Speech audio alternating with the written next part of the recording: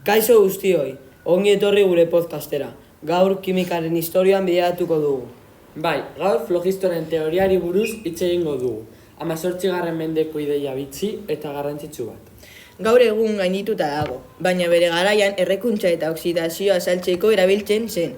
Prest zaudete?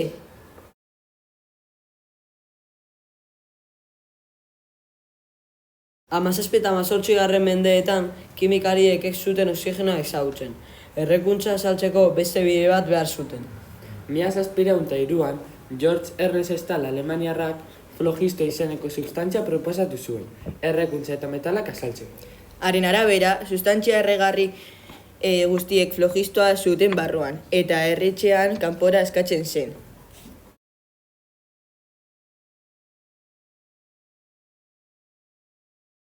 Teoria honen arabera, erregarriek flogistoa dute.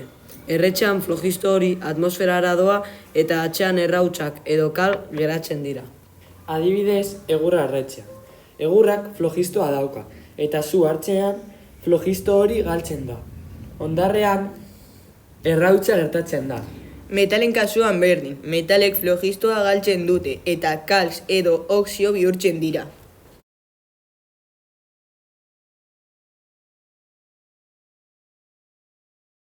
Baina arazo bat zegoen, metalak erretxean masa handitu egiten zen, ez txikitu. Horrek ez zuen bat egiten flogistoaren idearekin. Esperimentu berriek erakutsi zuten aireko sustantzia bat sartzen ari zela errekuntza. Flogistoa kanpora atera beharrean. Balantza zehatzak erabiliz, zientziariek neurtu zuten masak eta datuen ez zuten flogistoaren teoria babesten.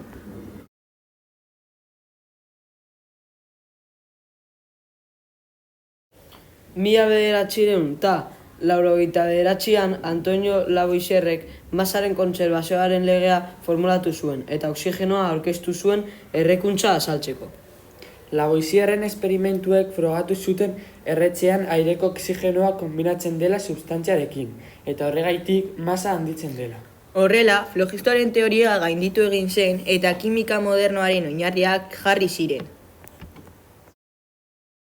Lavoisierren aurretik eta ondoren beste zientzialari askok eta flogistoaren teoriari buruz esperimentatu zuten, hala nola Joseph Black, Joseph Priestley eta Henry Cavendish.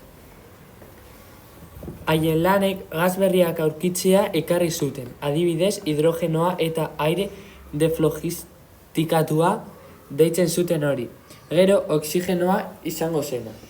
Horrek guztiak erakusten du flogistoaren teoria bultzatu zuela gasen kimika eta, azkenean, zientzia modernoaren sorrera.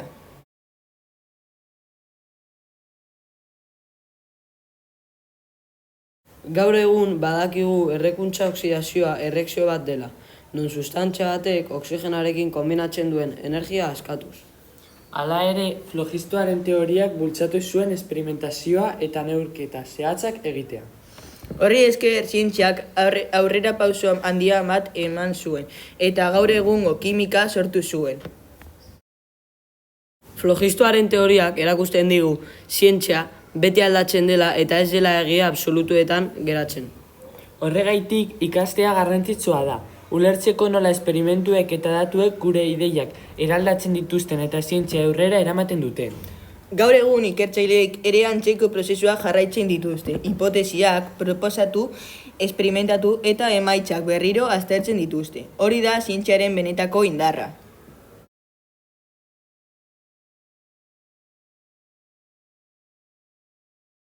Laburbilduz, flogistoaren teoriak azalpen bat ematen zuen, baina esperimentuek gezurtatu zuten. Hala ere, zientziaren historian garrantzitsua izan zen, metodo esperimental hobeak garatzeko. Eskerrik asko gure podcasta entzuteagatik. Ea gaur flogistoaren teoriaren sekretuak argituta gelditu diren.